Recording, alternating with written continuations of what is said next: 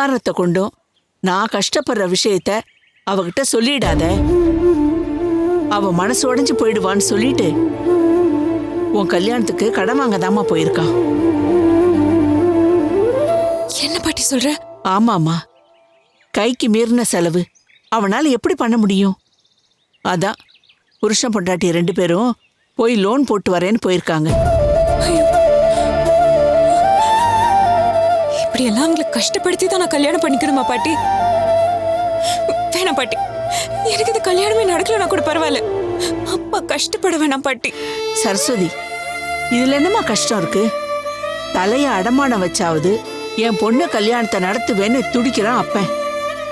எனக்கு கல்யாணமே ஆகலைனாலும் பரவாயில்ல, எங்க அப்பா கஷ்டப்படக்கூடாதுன்னு நினைக்கிற பொண்ணு. இதெல்லாம் நினைச்சு சந்தோஷப்படணுமே தவிர வருத்தப்படக்கூடாதுமா. பாட்டி, நான் ஒண்ணு சொல்லட்டுமா? சொல்லுமா. தமிழ்கிட்ட பேசினப்ப அப்பா கஷ்டம் எல்லாம் பட வேணாம், செலவெல்லாம் அவங்களே பாத்துக்கிறேன்னு சொல்லிட்டாங்க. இது நீ அப்பா கிட்ட சொல்ல. என்ன பேசுற நீ? இந்த மாதிரி எல்லாம் சொன்னாதான் உங்க அப்பன் கோவப்படுவான். அவனை பத்தி எனக்கு தாமா தெரியும். இதெல்லாம் நீ தெரிஞ்ச மாதிரி காட்டிக்காத. எப்படி பாட்டி? அப்பாவை கஷ்டப்படுத்தி கல்யாணம் பண்ணிட்டு நான் எப்படி நிம்மதியா இருக்க முடியும்? சரஸ்வதி, நான் சொல்றேன், நீ எதுவும் பேசக்கூடாது, புரியுதா? உனக்கு விஷயம் தெரிஞ்சதுன்னு கேள்விப்பட்டு அவனால தாங்க முடியாதுமா. நீ மேல மேல அவனுக்கு கஷ்டத்தை கொடுப்பியா?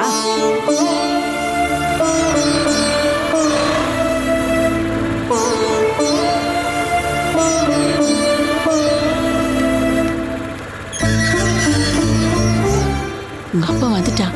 எதையும் காட்டிக்காத, அமைதியா இரு, கண்ணை தொடச்சுக்கோ.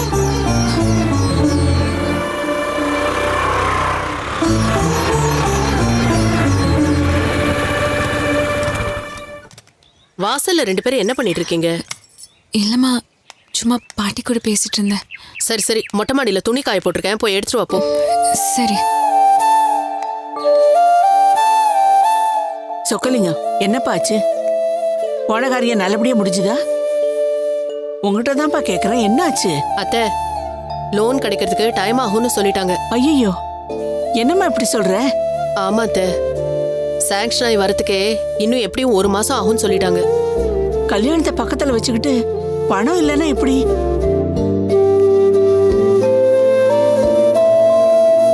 டேய் சொக்கு, என்னப்பா இதெல்லாம்?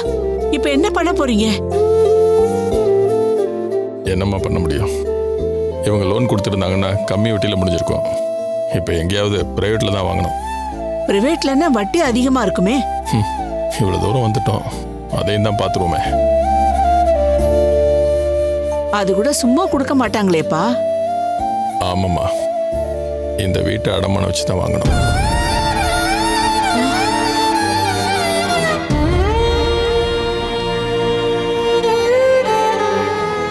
சொக்கலிங்கம், இது சரியா வருமா? ஏம்மா, என் மேலே உங்களுக்கு நம்பிக்கை இல்லையா? இல்லப்பா, ஒரு கல்யாணத்துக்கு இவ்வளோ கடன் வாங்கிட்டா மற்ற 2 பிள்ளைங்களுக்கும். பார்த்துக்கலாமா, என்ன நடக்குன்னு பார்த்துக்கலாம்.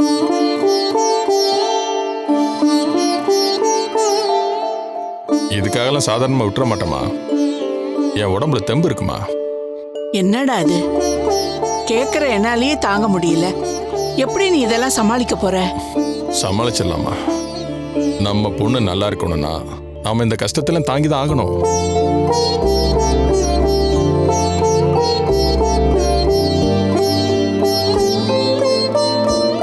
அம்மா, லோன் கிடைக்கல, வட்டிக்கு வெளியே வாங்குறேன்னு சரஸ்வதி கிட்ட சொல்ல வேண்டாம், வருத்தப்படுவா.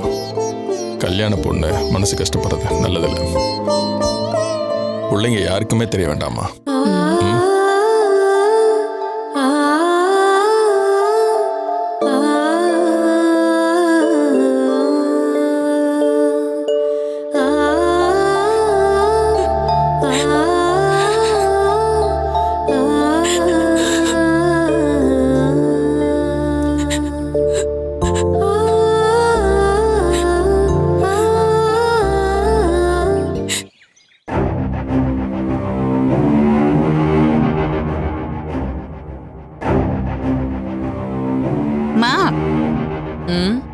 சும்மா ஒவ்வொரு அடியும் இடி மாதிரி இறக்குறீங்கம்மா.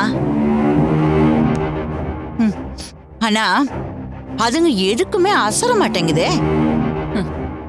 கீதா, இந்த மிடில் கிளாஸ் இருக்காங்கல்ல, அவங்க கிட்ட எப்பவுமே ஒரு பெரிய வீக்னஸ் இருக்கு. அது என்னன்னு தெரியுமா? எல்லாத்துக்குமே ரோஷப்படுறது. அவங்கள சின்னதா ட்ரிகர் பண்ணா போதும், சும்மா பாய்சன் ஏறுற மாதிரி உச்சன் தலைக்கு கோவம் ஏறும். பார்த்தல அந்த சொக்கலிங்கத்தை எப்படி கோவப்பட்டாருன்னு. சாதா மிடில் கிளாஸ்க்கே சரசரன்னு கோவம் ஏறும். இது கொஞ்சம் வாத்தியார் மிடுக்கு இருக்கிற மிடில் கிளாஸ் இல்ல, அதான் எப்படி ஏறுச்சுன்னு பார்த்தல. அம்மா, அந்த ஆள் என்னம்மா சரியான பித்துக்குழியா இருப்பான் போல இருக்கு. நாம சொன்னோங்கிறதுக்காக எல்லாத்துக்கும் பூம்பூ மாடு மாதிரி தலையாட்டுறான். யோ வாத்தியாரே, நீ கத்தி எடுத்து கரகரன்னு கழுத்தை அறுத்துக்கிட்டாதான் இந்த கல்யாணம் நடக்கும்னு சொல்லியிருந்தா கூட அதையும் செஞ்சிருப்பான் போல இருக்கே.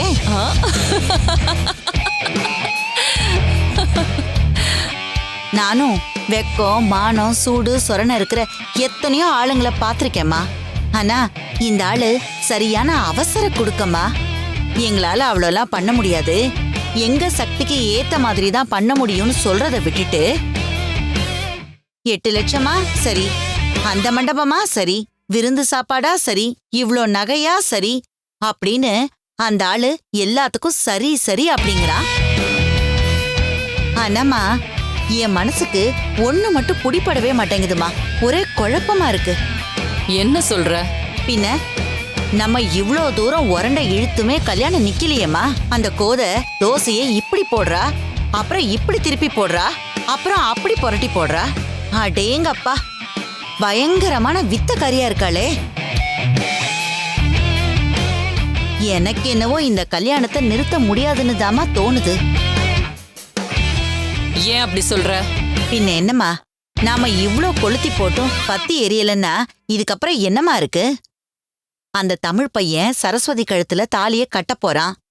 நாமெல்லாம் போய் அச்சதைய போட்டுட்டு காலையில பொங்கல் வடைன்னு தின்னுட்டு வர வேண்டியதுதான். கீதா, வாத்தியார் மட்டும் இல்ல, நீயும் முட்டாள்தான். இதுக்கப்புறமும் இந்த கல்யாணம் நடக்கும்னு நினைக்கிறியா?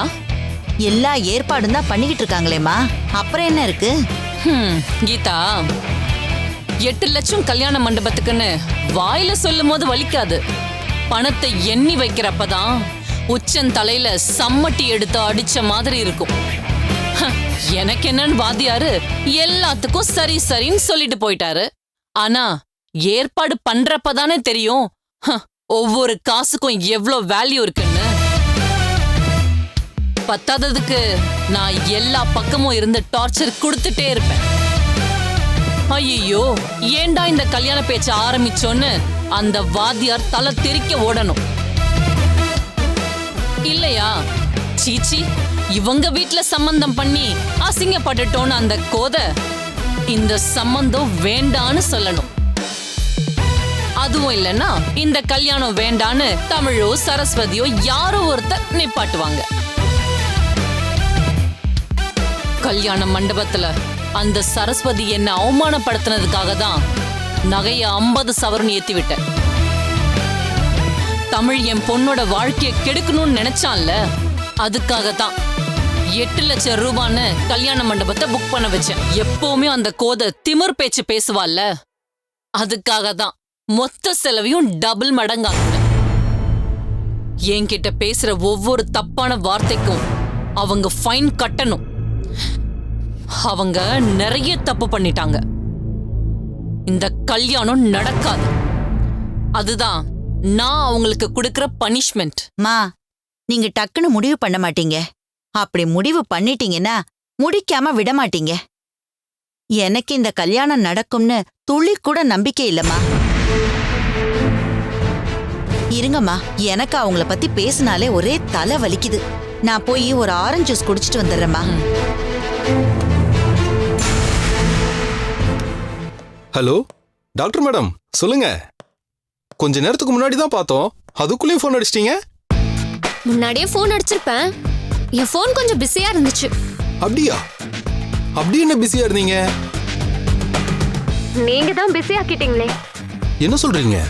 ஆமா, நாம எடுத்த செல்ஃபிய சோஷியல் மீடியால போட்டா யார்டி அந்த உயர்ந்த மனிதன் கேக்குறாங்க. அவ்வளவுதான் கேட்டாங்களா? சேச்சே, அவங்கெல்லாம் என்னோட ஃப்ரெண்ட்ஸ். அந்த மாதிரி அசிங்கமெல்லாம் கேட்க மாட்டாங்க. ஹேய், நான் அப்படி சொல்லல. என்ன பத்தி அவ்வளவுதான் கேட்டாங்களான்னு சொன்னேன். நீங்க அப்படி கேக்குறீங்களா?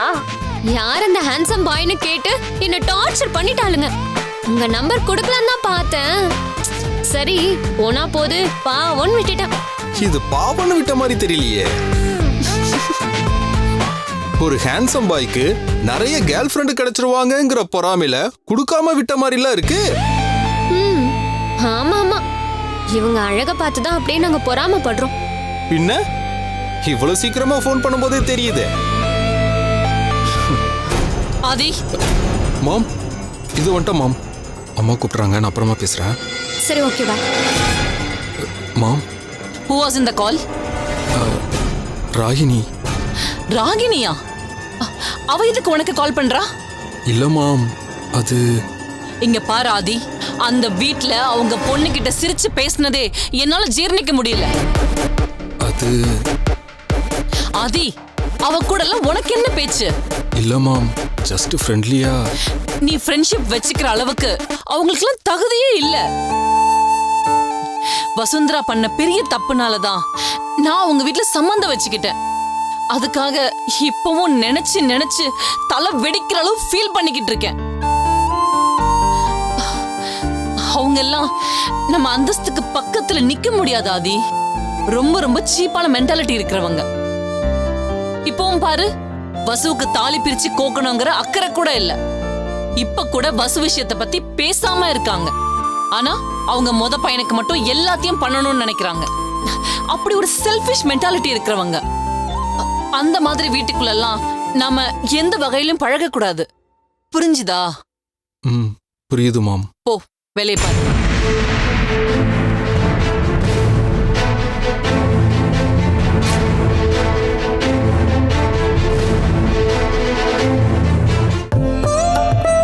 என்னங்க போன வேலை என்னாச்சு? எல்லாம் நல்லபடியா முடிஞ்சதுமா. நாளைக்கு சாயங்காலம் 4:30 இருந்து 6 நல்லா இருக்கும். அப்பவே வச்சுக்கலாம்னு சொல்லிட்டாரு. ரொம்ப நல்லதுங்க. நீ போய் வசுவும் கார்த்திக் கூட்டிட்டு வா. சரிம்மா.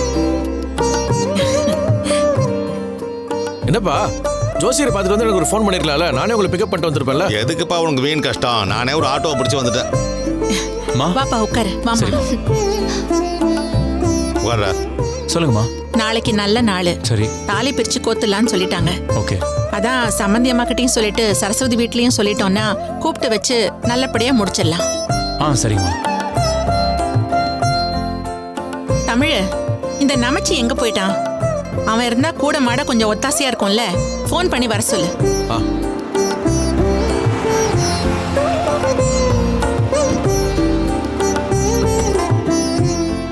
என்ன சம்பந்தி, முகத்தை பார்த்தா ஒரு பேச்சு பேசுறீங்க, நான் அந்த பக்கம் போனதும் மறந்துடுறீங்க. என்ன சொல்றீங்க சம்பந்தி? ஏதாவது தப்பாயிடுச்சா? என் பொண்ணை கல்யாணம் பண்ணி கொடுத்ததுல இருந்து எது சரியா நடந்திருக்கு? மாம், என்ன மாம் பேசுறீங்க? நீ சும்மா இரு வசு. என்ன சம்பந்தி, கல்யாணம் முடிஞ்சு இத்தனை நாள் ஆகுது, அவளுக்கு தாலி பிரிச்சு கோக்கணும்னு உங்களுக்கு தோணுச்சா? எங்க இதுக்காக இவ்வளவு கோவப்பட்டீங்க? அதுக்கான ஏற்பாடெல்லாம் நாங்க பண்ணிட்டோங்க. இப்பதான் ஜோசியரை பார்த்து நாள் குடிச்சிட்டு வந்தேன். நாங்க அதை யோசிக்காம இருப்போமா சம்பந்தி? நீங்க இதெல்லாம் செஞ்சிட்டு இருக்கீங்கன்னு எனக்கு எப்படி தெரியும்? அப்ப அவசரப்பட்டு கோச்சிக்க கூடாது இல்ல மேம். அவசரப்பட்டு நம்ம செய்யற நிறைய விஷயங்கள் தான் தப்பா போய் முடிஞ்சிருக்கு.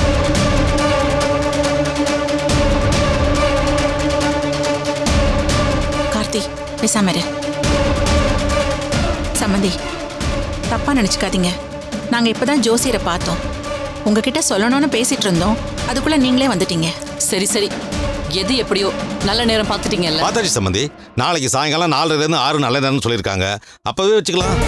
நாளைக்கா? நாளைக்கு ஈவினிங் ஃபங்க்ஷன்னா மண்டபம் பார்க்கணும், ஏற்பாடு பண்ணணும். அதெல்லாம் எப்படி முடியும்? பாத்தீங்களா மாப்ள, என்ன அவசரப்படுறேன்னு சொன்னீங்க? உங்க அம்மா இவ்ளோ அவசரமா ஏற்பாடு பண்ணிருக்காங்க. ஒரே நாள்ல எப்படி இதெல்லாம் பண்ண முடியும்? சம்பந்தி, தாலி பிரிச்சு கோக்கிறது தானே, அதுக்கு எதுக்கு மண்டபம் ஏற்பாடுன்னு பெருசா பண்ணணும்? வேற எப்படி பண்ணுவீங்க? இது என் பொண்ணுக்கு நடக்கிற ஃபங்க்ஷன். இது ஒரு கார் ஷெட்டுக்குள்ள வச்சு முடிச்சிடலான்னு பாக்குறீங்களா? இங்க பாருங்க, உங்களால ஒரு நாள்ல மண்டபம் பார்க்க முடியாதுன்னா விட்டுருங்க. எவ்வளவு செலவானாலும் சரி, காஸ்ட்லியான மண்டபத்தை புக் பண்ணி எல்லா அரேஞ்ச்மெண்ட்ஸும் நான் பாத்துக்கிறேன். சம்மந்தி, இது செலவு பத்தின விஷயமே இல்ல. அப்படி நாங்க யோசிக்கவும் இல்ல. எங்க மருமகளுக்காக நாங்க எவ்வளவு வேணாலும் செலவு பண்ணுவோம். வேற என்ன பிரச்சனை? அப்படி இல்ல சம்மந்தி, இது அவ்வளோ பெருசா பண்ண வேண்டிய ஃபங்க்ஷன் இல்லையே. யாரெல்லாம் வரப்போறாங்க? நீங்க, எங்க அண்ணன் வீட்ல, அப்படியே சம்மந்தி வீட்ல இருக்கிறவங்க வருவாங்க. நம்ம 3-4 வீடு தானே. அது மட்டும் இல்ல சம்மந்தி, சொக்கலிங்க அண்ணன் வீட்லேருந்து வரவங்க அவங்க பாக்குறப்போ என்னடா அது தாலி பிரிச்சு கோக்குறதே இவ்வளோ பெருசா ஆடம்பரமா பண்றாங்களேன்னு நினைக்க கூடாதுல்ல.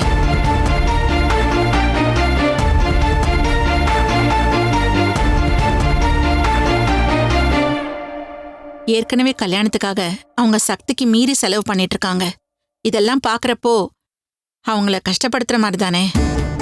ஓ, என் பொண்ணுக்கு கிராண்டியரான ஃபங்க்ஷன் வச்சா அவங்க மனசு கஷ்டப்படும், அப்படிதானே? ஐயோ சம்மந்தி, நான் அப்படி சொல்லல. பின்ன என்ன சம்மந்தி? அவங்களால செலவு பண்ண முடியாதுங்கிறதுனால நான் செலவு பண்ணாம இருக்கணுமா?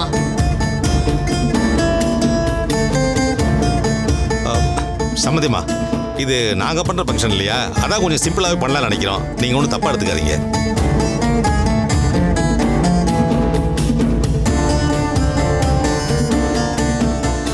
நீங்க 2 பேரும் எப்பவுமே இப்படிதான்.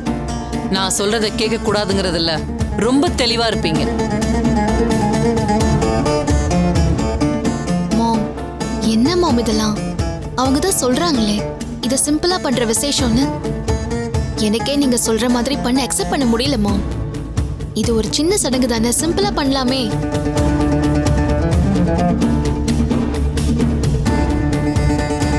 சரி, என்ன பண்ணணுமோ பண்ணுங்க.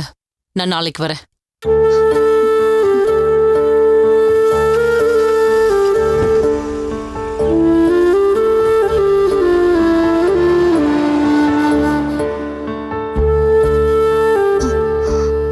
Sorry aunty. என்னம்மா நீ? நான் தான் ஏற்கனவே உங்ககிட்ட சொல்லியிருக்கேன்ல, அம்மா படபடன்னு பேசுவாங்க, மனசுல எதுவும் வச்சுக்க மாட்டாங்க. இப்ப பாத்தியா, நாம எடுத்து சொன்னோம், சரின்னு கேட்டுக்கிட்டு போயிட்டாங்க. அவ்வளவுதானே. நீ எதையும் மனசுல வச்சுக்காத.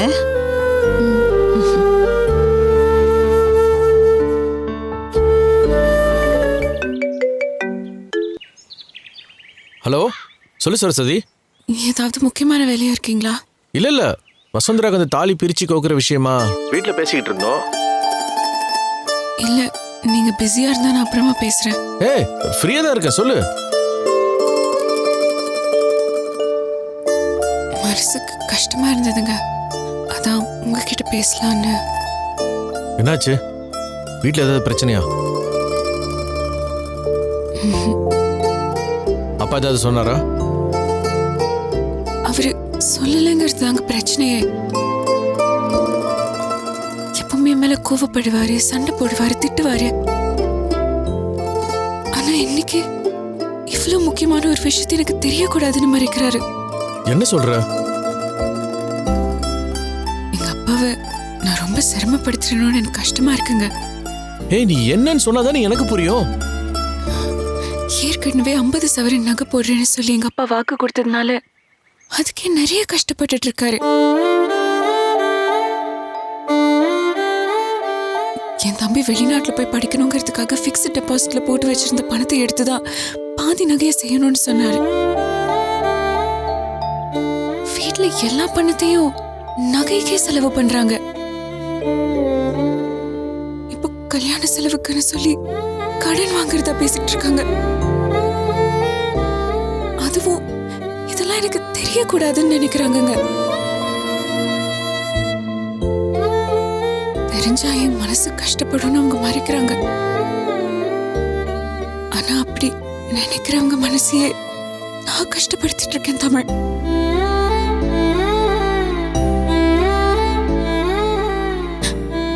இது வரைக்கும் எங்க அப்பா யார்கிட்டயுமே கடன் வாங்கினது இல்லைங்க. தடவையா என் கல்யாணத்துக்காக. எனக்கு புரியுது. இதுல என் மேலேயும் தப்பு இருக்கு. என்ன சொல்றீங்க?